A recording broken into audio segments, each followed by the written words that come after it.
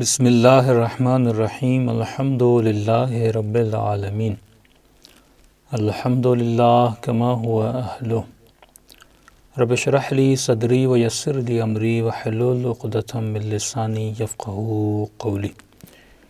شرح دعائے مکارم الاخلاق۔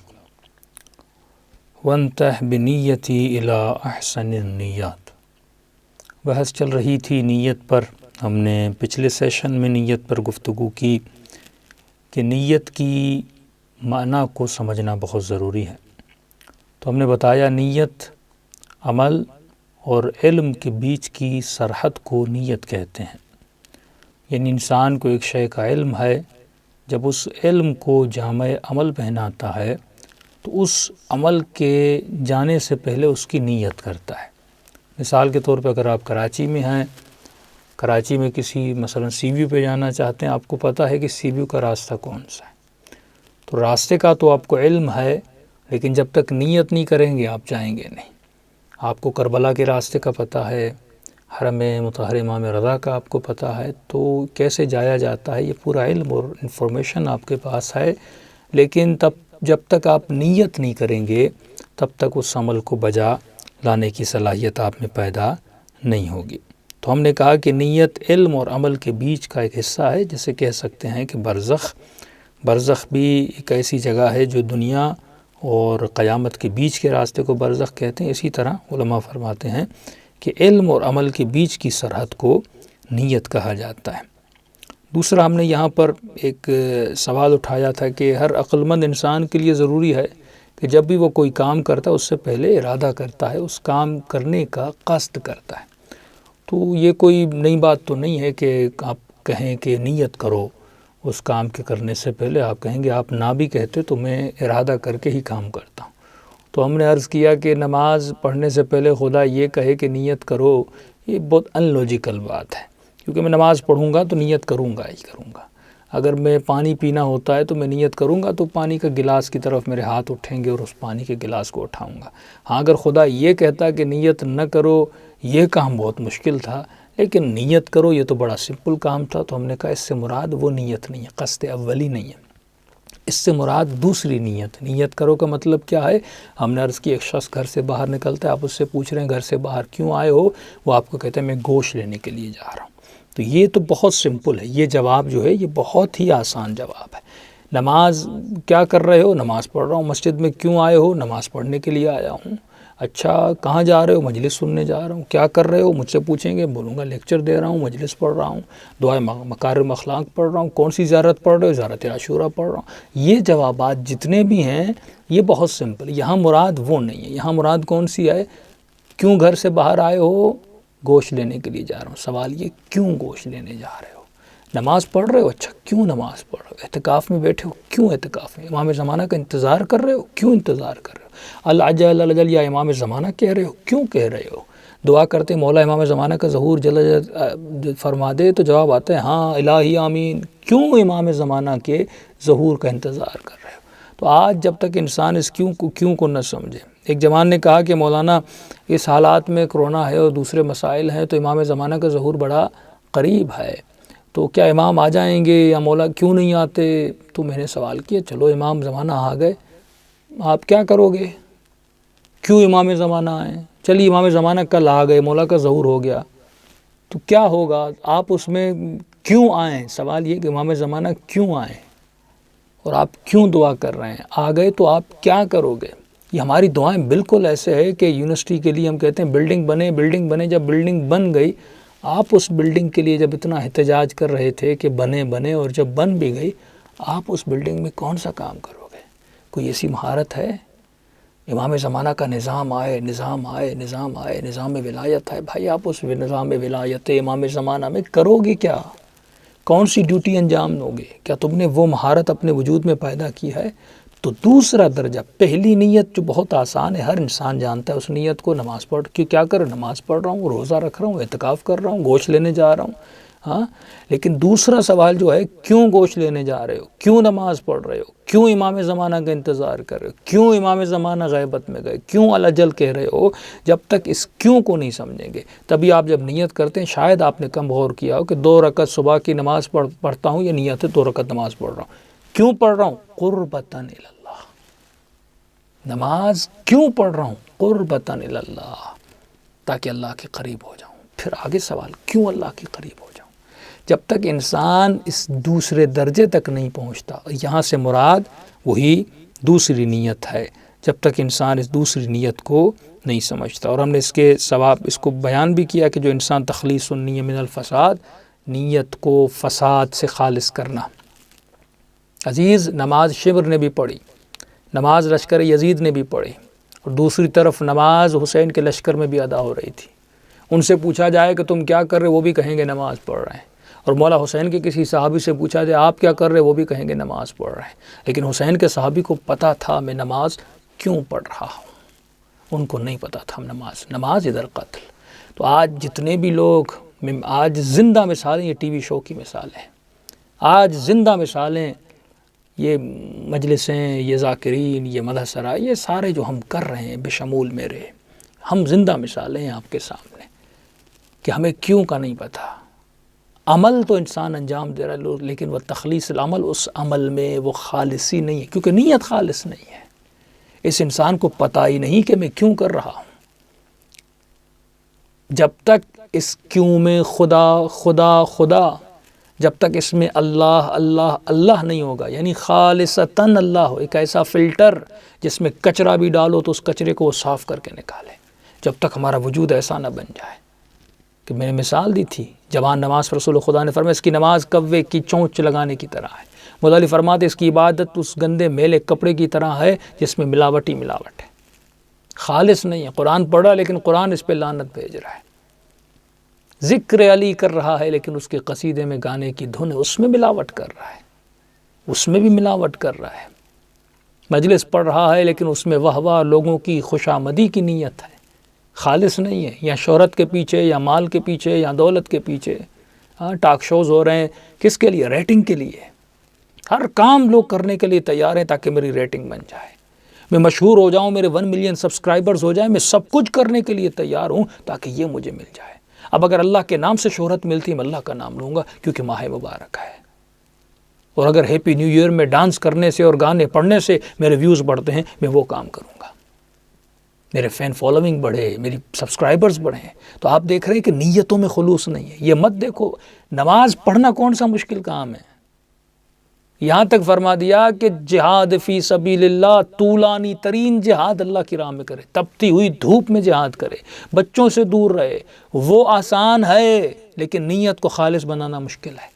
اور اگر کسی نے اپنی نیت کو خالص بنا لیا اس کا عمل اس کے درجے سے کئی گنا زیادہ بلند ہے، اور جس نے نیت کو خالص بنا دیا خدا اسے قلب سلیم عطا کرتا ہے، سالم دل عطا کرتا ہے۔ میرے چھٹے امام فرماتے ہیں کہ صاحب نیت، جو صاحب نیت، سچی نیت کا جو مالک ہے وہ سچے قلب سلیم کا مالک ہے۔ تو اصل یہ ہے۔ پھر میں نے قرآن کی آیت پڑھی کہ اللہ شاکلتہ، تمہارے جو اعمال ہیں وہ تمہاری بنائی ہوئی شکل سے باہر نکلتے ہیں۔ 2 شکلیں ہیں، ایک وہ شکل جو اللہ نے بنائی، ایک وہ شکل جو تو خود بناتا ہے، ایک وہ شکل جو تمہارے وجود کے اندر ہے۔ تو آج ہر انسان جھانک کر دے سکتا ہے کہ میرے وجود کے اندر شکل کون سی ہے۔ ہم کل ہی کچھ روایتوں کے ہمارے استاد بیان فرما رہے تھے، فرمایا مأمون عباسی قاتل امام رضا ایک دن اپنی دربار میں بیٹھا تھا، اور اس نے لوگوں کو کہا کہ تمہیں پتہ ہے کہ علی بن ابی طالب تمام اصحاب میں افضل کیوں ہیں؟ مجمع جو تھا وہ شیعہ نہیں تھا، وہ دوسرے مکاتب کے علماء تھے۔ وہ پریشان ہو گئے آج مامون کو ہوا کیا ہے۔ اس نے فضائل علی بن ابی طالب پڑھنا شروع کیے، لوگوں نے جو علماء اس کے ساتھ بیٹھے تھے مباحثہ بحث شروع ہو گئی، اور اس نے اتنے علی بن ابی طالب کے فضائل پڑھے کہ اس مجمع میں سے ایک شخص شیعہ ہو گیا۔ یہ کون ہے؟ مامون ہے۔ تاریخ میں بہت اختلاف بھی ملتا ہے، بعض لوگوں نے اس کے یہ فضائل پڑھتے ہوئے دیکھنے کو کہہ دیا کہ گویا یہ اس قاتل امام رضا نہیں تھا یا فلاں فلاں تھا۔ یہ لوگ شبہ میں پڑ گئے، اس کی شخصیت سے، اس کے وجود سے یہ چیزیں بیان کرتے ہوئے علی کے فضائل بیان کر رہا ہے، لیکن قرآن کی آیت ہے، اندر اس کا پلید تھا، یہ فرق نہیں پڑتا فضائل علی پڑھ رہا ہے نہیں پڑھ رہا. بہت ساروں نے 70 مرتبہ علی سے مدد مانگی اور علی کے فضائل پڑھے. یہاں دار و مدار نیت پر ہے. اس کے وجود کے اندر نیت کیسی تھی؟ اس کا وجود اندر خبیث تھا. عمل ظاہر سے کتنا بھی پاک ہو، صاف ہو، ظاہر ہو، لیکن اگر نیت بری ہے تو اس عمل کی کوئی ویلیو نہیں ہے، اس کو کوئی قدر نہیں ہے، اس کی کوئی قیمت نہیں ہے. تو اصل ہے اندر کو صاف کرنا. اگر اندر کی اصلاح انسان نے نہ کی ہو تو انسان کا عمل بھی تباہ ہو برباد ہو جاتا ہے. اب روایت سنیے، فرماتے نیت المؤمن خیر من عملہ ونیت الکافر شر من عملہ. مومن کی نیت اس کے عمل سے زیادہ خیر ہے، بہتر ہے، اور کافر کی نیت شر ہے اس کے عمل سے. یعنی کافر کی نیت اس کے عمل سے زیادہ بدتر ہے اور مومن کی نیت اس کے عمل سے زیادہ بہتر ہے. اب اس روایت پہ کافی علماء نے بحث کی، اس سے مراد کیا ہے؟ عمل نے نیت کی ہے اور وہ عمل تو ابھی انجام دیا نہیں ہے، لیکن یہ نیت اس عمل سے بہت بہتر ہے. اس نے چوری کی نیت کی ہے، چوری نہیں کی، لیکن یہ نیت اس چوری سے زیادہ بدتر ہے. اس کی وجہ کیا ہے؟ بہت سارے علماء نے اس پہ بحث کی ہے. میں آپ کو چھوٹی سی مثال دوں. مثال کے طور پر ایک انسان ہے، وہ رات کو الارم رکھتا ہے صبح نماز تہجد پر اٹھنے کے لیے. صرف الارم نہیں رکھتا، وہ تمام تر نماز پر اٹھنے کے جو لوازمات ہیں ان کو بھی انجام دیتا ہے. مثال کے طور پہ پوچھا جاتا تھا علماء سے اور معصومین سے کہ ہم کیا کریں صبح جلدی اٹھیں نماز پر؟ بس رات کا کھانا ہلکا کھایا کرو، تھوڑے سے پھل کھایا کرو، فروٹ کھایا کرو، رات کو جلدی سو جایا کرو تاکہ صبح تمہاری آنکھ کھلے. مفاتی میں بہت ساری ایسی آیتیں اور اعمال ہیں نماز تہجد پر اٹھنے کے لیے، وہ اعمال پڑھا کرو. اس نے اعمال بھی پڑھے، مثلا اس نے الارم بھی رکھا، اس نے کھانا بھی ہلکا سا کھایا اور رات کو جلدی بھی سو گیا تاکہ میں صبح اٹھوں. دیکھیے انسان کتنا بدبخت ہے، انسان کتنا بے عقل ہے. یعنی ہم وہ نیند جو رات کا نیند کا تھوڑا سا حصہ ہے جس میں پروردگار عالم کہتا ہے اٹھ کے نماز پڑھو، انسان اگر اس نیند کو قربان کر دے، اگر تجھے زیادہ سونا ہے دوپہر کو سو جا، شام کو سو جا، ہاں صبح سورج نکلنے کے بعد سو جا، یہ 15-20 منٹ نہ مت سو. اس نیند کو تم کہیں اور ٹرانسفر کر دو، کہیں اور سو جاؤ. لیکن انسان اس کو چھوڑنے کے لیے تیار نہیں ہوتا. اور اگر اسی پر عمل کرے وَعْبُدْ رَبَّكَ حَتَّىٰ يَأْتِيَكَ الْيَقِينُ، اگر یہ ایسی عبادت کرے، خدا ایسے مقام یقین عطا کرے، لیکن انسان نہیں کرتا. اب بالفرض کوئی جوان تھا، اس نے الارم بھی لگایا، اس جلدی بھی سو گیا، اس نے کھانا بھی ہلکا سا کھایا، لیکن پھر بھی یہ بیچارہ صبح کو نماز پہ نہیں اٹھا. اور اٹھنے کے بعد اس کے وجود میں افسوس ہے کہ میں کیوں نہیں اٹھا. پروردگارہ میں نے کون سی غیبت کی تھی، میں نے کوئی جھوٹ بولا تھا، میں نے کسی کی برائی کی تھی، یہ وہ سزا تھی کہ میں نہیں اٹھا. تم نے اپنی عبادت سے اور مناجات سے مجھے محروم کیا. اب اس میں افسوس بھی ہے، اس نے لوازمات کو بھی دیکھا، اس نے سب کو. مذاق نہیں کہ بعض لوگ ایسے ہی موبائل رکھ کے سو جاتے ہیں کہ اٹھیں گے، نہیں، مصمم تھا کہ مجھے اٹھنا ہے. اب ایسی نیت، ایسا تدارک ہو، فرماتے ہیں اس کی نیت اس کے عمل سے زیادہ بہتر ہے. اب اس کو سمجھنے کے لیے مرحوم علامہ مجلسی 12 جوابات دیتے ہیں اس کے بارے میں کہ کافر نیت کرے اس کی نیت اس کے عمل سے بدتر ہے، مومن نیت کرے اس کی نیت اس کے عمل سے بہتر ہے. اس کا مطلب کیا ہے؟ بہت سارے جوابات ہیں لیکن میں مختصر کروں گا ان کے اپنا جوابات کو. اس کا ایک جواب مرحوم محقق طوسی نے دیا ہے. وہ فرماتے ہیں اس کی نیت اس لیے اس کے عمل سے بہتر ہے کیونکہ نیت بمنزلت روح ہے اور عمل بمنزلت جسد ہے. اور فرماتا اگر پوچھا جائے کہ جسد شریف ہے یا روح، جسد عظیم ہے، اعظم ہے یا روح، تو اس کا جواب آپ کو سمپلی مل سکتا ہے. مثال کے طور پر اگر کسی کی آنکھ پھوٹ جائے اور خراب ہو جائے، ہاں، لیکن اگر اس کے جسم میں روح ہو پھر بھی یہ کام کر سکتا ہے، چل سکتا ہے، پھر سکتا ہے. دونوں آنکھیں بھی چلی جائیں اگر جسم میں پھر بھی روح ہو، یہ انسان پھر بھی چل پھر سکتا ہے. گونگا ہو جائے، بہرا ہو جائے، لیکن جسم میں روح ہو پھر بھی انسان بہت سارے کام کر سکتا ہے. لیکن اگر آنکھیں سالم ہوں، دانت سالم ہو، بہرا بھی نہ ہو، اندھا بھی نہ ہو، سب کچھ اس کا صحیح سالم ہو، لیکن اگر جسم میں روح نہ ہو تو اس جسم کی کوئی قیمت نہیں. 2 دن سے زیادہ کوئی رکھے گا نہیں، اس کو جا کے دفن کر کے آ جائیں گے. اس سے پتہ چلتا ہے کہ روح بہت زیادہ شریف ہے. اگر روح ہو تو جسم کی اہمیت ہے، یعنی روح ہے تو جسم کی اہمیت ہے، اگر روح نہیں ہے تو جسم کی کوئی اہمیت نہیں. فرماتے بالکل اسی طرح نیت جو ہے وہ بمنزلت روح ہے اور عمل جو ہے بمنزلت جسد ہے. نیت ہوگی تو عمل ہوگا نا. اگر نیت نہیں ہے تو عمل کہاں سے انجام دے گا؟ اسی لیے فرماتے ہیں نیت شریف ہے اور بہتر ہے اس کے عمل سے۔ لیکن ایک جواب جو خود علامہ مجلسی فرماتے ہیں، وہ فرماتے ہیں کہ نیت جو ہے وہ اصل عمل سے بہتر ہے، کیونکہ اچھی نیت اچھے باطن سے نکلتی ہے۔ اگر اس کا اندر باطن اچھا نہ ہوتا، اس کے اندر سے اچھی نیت نہ نکلتی، اور باطن کو اچھا کرنا، صاف کرنا، صحیح کرنا، جس میں صرف جلوہ پروردگار عالم ہو، یہ بہت مشکل کام ہے، یہ آسان کام نہیں ہے۔ اور جس نے اتنا محنت کر کے اپنے باطن کو اچھا بنایا ہے، اب اس سے ہمیشہ اچھی نیت نکلیں گی۔ اور یہ باطن کو اچھا بنانا، کیونکہ ایک مرتبہ آپ اچھا عمل کرتے ہیں پھر گناہ کے پیچھے چلے جاتے ہیں، اچھا نماز پڑھتے ہیں، زیارت پہ جاتے ہیں، کربلا جاتے ہیں، لیکن باطن آپ کا پاک نہیں ہے، باطن نجس ہے، تو اس عمل کا کیا فائدہ؟ کوئی فائدہ نہیں، آپ پھر گندگی کی طرف چلے جائیں گے۔ لیکن یہ خود تمیز باطن، باطن کو صاف کرنا، باطن کی صفائی کرنا، باطن کو پاک و پاکیزہ کرنا، وہ شکل جو میرے ہاتھ میں ہے، میں اپنی انٹرنل شکل بنا سکتا ہوں، اس شکل کو، اس ڈھانچے کو اگر میں نے اچھا بنا دیا، اب اس سے ہمیشہ یہ منبع اور مرکز ایک کارخانہ میں نے بنا دیا نا، اب اس کارخانے سے ہمیشہ اچھی نیتیں نکلیں گی۔ تو یہ کارخانہ زیادہ ویلیوبل ہے کیونکہ یہاں سے اچھی نیت نکل رہی ہے۔ اور اس کے برعکس اگر کسی کے اندر کارخانہ گندا ہے، اس کے باطن میں نجاست اور وحشی پناہ اور درندگی اور ظلمت اور شہوت پڑی ہوئی ہے، اس کے اندر سے ہمیشہ گندی نیتیں نکلیں گی۔ اور یہ نیت کیونکہ ہزار عملوں کو جنم دے سکتی ہے، لہٰذا یہ نیت اس ایک عمل سے بہت زیادہ بدتر ہے۔ تو جب تک انسان اپنے باطن کو پاک نہ کر دے تب تک انسان کی نیت اچھی ہے۔ منافقین جتنے بھی تھے آپ دیکھتے تھے، یہ منافقین عمل تو کرتے تھے لیکن اللہ کے لیے اور دین کے لیے نہیں، بلکہ دھوکہ دینے کے لیے۔ اب نیت اگر انسان کی اچھی ہو تو وہ انسان صاحب کرامت بھی بن سکتا ہے، وہ انسان صاحب یقین بھی بن سکتا ہے۔ اور افسوس ہے کہ ہم اہل بیت کے در پہ تو آ رہے ہیں، لیکن عزیزان محترم ابھی تک ہم نے اہل بیت کو اپنی باطنی نگاہ سے دیکھ کر اور نیت کو صاف کر کر سمجھا نہیں ہے۔ ایک واقعہ امام موسیٰ کاظم علیہ السلام کا، کہ ایک امام کے ساتھ ہم سفر شخص تھا، وہ سفر پہ جا رہا تھا، وہ کہتا ہے کہ میں نے دیکھا کہ امام گھوڑے پر سوار ہیں اور آگے جا رہے ہیں، میں کافی پیچھے تھا، اتنے میں نے دیکھا ایک درندہ حیوان، غالباً شاید ایک بھیڑیا تھا، وہ آ رہا تھا۔ میں اس بھیڑیے کو دیکھ کر ڈر گیا۔ ڈرنے کے بعد میں نے خود کو، میں وہاں سے دور ہوا اور میں کسی چٹان کے پیچھے جا کر چھپ گیا تاکہ یہ بھیڑیا مجھ پر حملہ نہ کر سکے۔ اب میں دور سے دیکھ رہا تھا کہ یہ بھیڑیا امام کے ساتھ کیا کرتا ہے، موسیٰ بن جعفر کے ساتھ کیا کرتا ہے۔ کہ اتنے میں نے دیکھا کہ یہ بھیڑیا امام کی سواری کے قریب گیا اور اس نے اپنے دونوں ہاتھ امام کے گھوڑے کی زین کے قریب لائے اور اس نے سر کو جھکایا۔ اتنے میں امام نے بھی اپنا منہ اس کے قریب لے گئے اور ایسے لگ رہا تھا جیسے ان کے درمیان کوئی تکلم اور کلام ہو رہا ہے، آپس میں باتیں کر رہے ہیں۔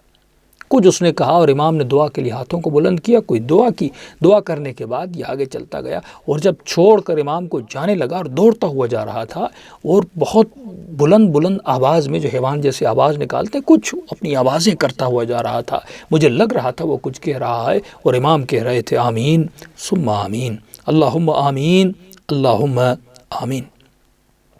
تو امام آمین کہہ رہے تھے۔ جب وہ بہت دور ہو گیا تو پھر میں اپنی جگہ سے اٹھا اور اٹھنے کے بعد میں امام کے قریب گیا تو میں نے امام سے پوچھا کہ مولا یہ ماجرا کیا تھا؟ میں تو سوچ رہا تھا وہ آپ پر حملہ کرے گا۔ امام فرماتے ہیں کہ یہ حیوان میرے قریب آیا، اس کی جو مادہ ہے یا اس کی جو بیوی ہے، اس کو مسئلہ تھا، وہ کہنے آیا تھا کہ میری بیوی کو بچہ پیدا ہو رہا ہے اور وہ قریب ایک غار میں ہے اور اس کو بچہ پیدا ہونے میں بہت تکلیف ہو رہی ہے۔ اس نے کہا کہ مولا آپ دعا کریں، اللہ آپ کی دعا کو قبول کرتا ہے۔ ایک حیوان کو کتنی معرفت ہے، اس حیوان کی نیت دیکھیں، معرفت ہے، اسے پتہ ہے میں کس کے در پہ جا رہا ہوں۔ تو امام نے کہا میں نے دعا کی اور مجھے الہام ہوا کہ جو اس کا بچہ ہے وہ پیدا ہو چکا ہے۔ میں نے اسے کہا کہ جلدی جاؤ، تمہاری جو مادہ ہے اس نے بچہ پیدا کر دیا ہے۔ کہ وہ خوشی خوشی دوڑتا ہوا گیا۔ کہ میں نے دیکھا کہ اللہم آمین کی آوازیں آ رہی تھیں اور 3 مرتبہ آپ نے یہ کہا، تو آپ نے ایسا کیوں کہا؟ تو امام نے فرمایا کہ وہ جب جا رہا تھا تو بلند آواز میں کہہ رہا تھا، کیونکہ ہم نے دعا کی اور دعا قبول ہوئی، تو وہ بلند آواز میں کہہ رہا تھا کہ پروردگارا کبھی بھی محمد و آل محمد کا ماننے والا کسی ایسے صحرا میں پھنس جائے، اس کا گوشت ان درندوں پر حرام کرنا، یعنی یہ درندے کبھی بھی حقیقی محمد و آل محمد کے چاہنے والوں کو ان کے گوشت کو نہ کھائیں اور انہیں نقصان نہ پہنچا سکیں۔ اور جب وہ کہتا ہوا جا رہا تھا، میں بھی یہی کہہ رہا تھا، اللہم آمین ثم آمین، خدایا اس کی دعا کو قبول کر فرما اور ہمارے چاہنے والوں کو درندوں کے شر سے بچا۔ ایک شخص ہے مشہد میں، کہتا ہے کہ میرے 2 بچے اللہ نے مجھے عطا کیے، دونوں بیٹیاں عطا کی، لیکن اس کے بعد بھی میری بیوی کو کئی بچے ہوئے، لیکن مسئلہ یہ تھا جب یہ بچے پیدا ہوتے تھے ان کو آکسیجن اور سانس لینے میں بڑی پرابلم ہوتی تھی، یہاں بچے مر جاتے تھے یا ان کو آکسیجن میں رکھنا پڑتا تھا۔ تو میں نے بیوی کے بہت سارے چیک اپ کروائے، تو ڈاکٹرز نے کہا ان بیوی کا جو رحم ہے جہاں پہ بچہ ہوتا ہے وہ تھوڑا ایب نارمل ہے، وہ اس طرح ہے کہ وہاں آکسیجن صحیح نہیں جاتی، اور اگر بچہ وہاں رہے گا تو یا مر جائے گا یا پیدا ہوگا اس کو سانس کے مسئلے ہوں گے۔ تو میں نے کہا بس پروردگارا، بہت متدین اور متقی آدمی تھا، بیوی متدین تھی، کہا میں تھک گیا ہوں، کبھی اس ہاسپٹل میں، کبھی فلاں چیک اپ، کبھی فلاں اسپیشلسٹ کے پاس، کبھی نامحرم ڈاکٹروں کے پاس، مجبوری کی حالت میں جانا پڑتا ہے۔ کہتے میں تنگ آ گیا تھا، میری غیرت اجازت نہیں دے رہی تھی۔ میری بیوی نے کہا بس بچے نہیں چاہیے، میں بھی ہاسپٹل میں یا ڈاکٹرز کے چکر میں نہیں آنا چاہتی۔ تو کہتے ہیں ہم پریشان تھے، ہم نے ارادہ کیا بس اب یہ 2 ہی بچے اور انہی کو رکھیں گے اور آگے مولاد نہیں کریں گے، کیونکہ ہم تنگ آ گئے تھے، بہت سارے شرعی مسائل بھی پیش آ رہے تھے اور میری غیرت بھی اجازت نہیں دے رہی تھی۔ تو لیکن اچانک سے میری بیوی کو پھر دوبارہ حمل ہو گیا۔ اب ہم نے ارادہ بھی کیا تھا لیکن دوبارہ حمل ہو گیا، اب میں پریشان ہوگا، کیا کریں اس بچے کا؟ تو کہتا کافی عرصہ گزرنے کے بعد تقریباً 8-9 مہینے گزر گئے، اور اتنے میں ایک جگہ مجلس ہو رہی تھی امام موسیٰ کاظم کی نسبت سے، یا کوئی امام حسین کی مجلس تھی، میں اندر گیا، وہاں پر یہی واقعہ سنا کہ ایک درندہ بھیڑیا امام کے پاس آیا، اس کی بیوی کو بھی یہی مسئلہ تھا۔ میں نے کہا یہ تو ایگزیکٹ میرا مسئلہ ہے جو منبر پر بیان ہو رہا ہے۔ اب یہ مشہد کا واقعہ ہے۔ کہتا میں فوراً واقعہ سننے کے بعد وہ سنا رہا تھا، میں زار و قطع رو رہا تھا، مولا اب یہ بچہ میرا ہے یا مرا ہوا پیدا ہوگا یا پھر اس کی سانس ہوگی، میں ڈاکٹرز میں نہیں جانا چاہتا، یا مرد ڈاکٹر ہیں، خواتین کی کمی ہے، بہت متدین ہوں، میری غیرت اجازت نہیں دیتی، میں اور میری بیوی تکلیف میں کیسے کروں؟ کہتا اتنے میرے ذہن میں خیال آیا، میں نے کہا وہ حیوان ہے، جب مشکل میں گرفتار ہوا اسے یہ معرفت تھی، اندر اس کا خالص تھا، اسے پتا تھا کہ مجھے امام کے در پہ جانا ہے، اور اے بندے خدا تو 7-8 سالوں سے ہاسپٹلز کے اور ڈاکٹرز کے دھکے کھا رہا ہے، امام رضا کے در پہ تو ایک بار بھی نہیں گیا اپنے مسئلے کو حل کروانے کے لیے؟ یقین، قلب سلیم۔ کہتا ہے ایک مرتبہ میں روتا ہوا سیدھا امام کے حرم میں گیا، اور میں نے بے تکلف ہو کے امام سے بات کی، میں نے کہا مولا یقیناً میں اس درندے حیوان سے بدتر ہوں، میں اس سے بھی زیادہ برا اور گیا گزرا ہوں، کیونکہ میں 8 سال یہ مسئلہ آپ سے میں بیان کرنے نہیں آیا۔ ایک مرتبہ ہم ایسے سرسری بیان کرتے ہیں، ایک مرتبہ پوری کامل خالص صاف ستھری نیت کے ساتھ جاتے ہیں اور یقین کامل کے ساتھ جاتے ہیں، پھر انسان کی دعائیں قبول ہوتی ہیں۔ میں نے کہا مولا اتنے مہینے گزر گئے، میں نہیں آ رہا تھا، اتنے سالوں سے میں نہیں آیا، لیکن ابھی آیا ہوں، اور یہ واقعہ آپ کے والد کا ہے جو باب الحوائج ہیں۔ بس میں آپ سے 2 چیزیں مانگنا ہے، ایک تو میری بیوی کی جو ڈیلیوری ہو وہ نارمل ہو، میں آپریشن کے چکر میں نہیں جانا چاہتا، دوسرا مولا مجھے 2 بیٹیاں ملی ہیں، ایک بیٹے کی مجھے خواہش ہے، وہ بھی مجھے عطا کیجیے۔ بس جسے حجت کر کے کوئی امام سے مانگتا ہے، میں نے ایسے حجت کر کے امام سے مانگا، اور میں نے کہا مولا وہ حیوان گیا اور آپ کے بابا نے دعا کی اور دعا قبول ہوئی، میں بھی آپ کے در پر آیا ہوں، ہاں میں اس حیوان سے بدتر ہوں لیکن آپ کا چاہنے والا، اور جاؤں تو کس کے در پر جاؤں؟ دیر آیا، مجھے بہت دیر ہو گئی آنے میں۔ انس بن مالک کے لیے ان کا ایک شاگرد تھا، کوئی میرے خیال میں 92 سال کا، امام کی خدمت میں آیا، اور چھٹے امام کی خدمت میں امام نے فرمایا کہاں تھے؟ تو کہا میں آپ کا شاگرد بننا چاہتا ہوں۔ امام نے کہا اتنے 90 سال کا بوڑھا تھا۔ امام نے کہا اب علم حاصل کرنے آئے ہو؟ اس سے پہلے کہاں تھے؟ اس نے کہا اس سے پہلے انس بن مالک کے یہاں تھے۔ امام نے کہا اسی کے پاس چلے جاؤ۔ جب انسان یہ توجہ نہیں کرتا، جب یہ محسوس نہیں کرتا، کیونکہ اس کا اندر خالص نہیں، ہم ملاوٹی ہیں۔ کہتا اتنا ہوا، اچانک میری بیوی کو تھوڑا عرصے گزرنے کے بعد اس کو درد شروع ہوا، میں فوراً ڈاکٹر کے پاس گیا۔ ڈاکٹر نے کہا اگر نارمل ڈیلیوری ہونی ہوگی تو 1-2 گھنٹے میں ہو جائے گی، اگر نہ ہوا 1-2 گھنٹے میں تو آپ کو ہاسپٹل لے آنا پڑے گا، پھر وہی آپریشن، وہ سارے چکروں میں آپ کو جانا پڑے گا۔ کہتا بیوی کو گھر لے آیا اور جو ہے اس کے درد اور زیادہ ہوئے۔